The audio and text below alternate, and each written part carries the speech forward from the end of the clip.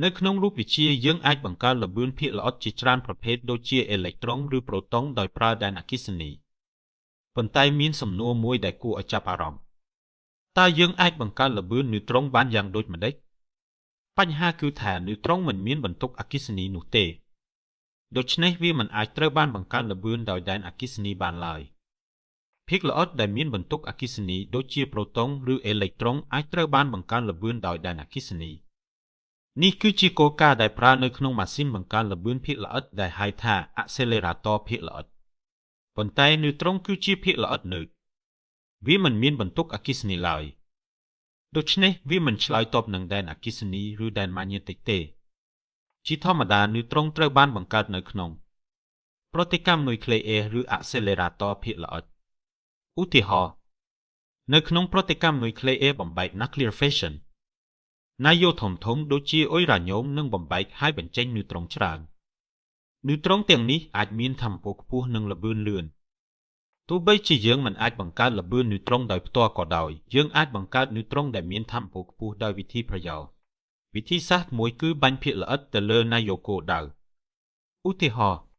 យើងអាចបង្កើតល្បឿនប្រូតុងឬឌ្យូទឺរ៉ុងនៅក្នុងម៉ាស៊ីនបង្កើតល្បឿនភាគល្អិត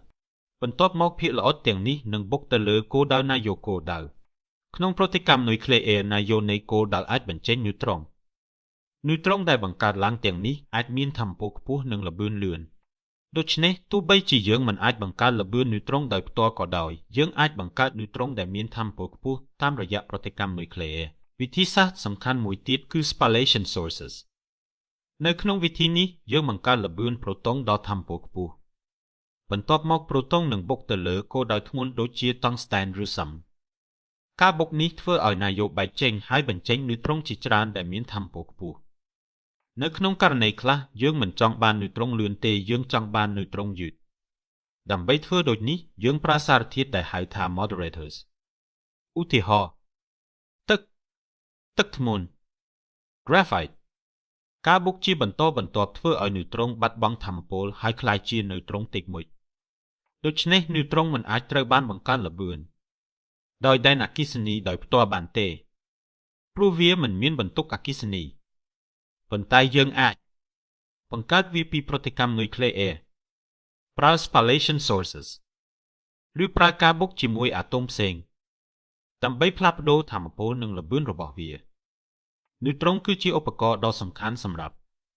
រូបវិទ្យានុយក្លេអ៊ែរ Material Science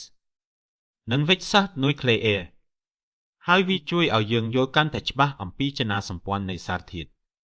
ប្រសិនបើអ្នកចូលចិត្តវីដេអូវិទ្យាសាស្ត្របែបនេះសូម Subscribe Channel YouTube របស់ខ្ញុំដើម្បីស្វែងយល់អំពីវិទ្យាសាស្ត្របន្ថែមទៀត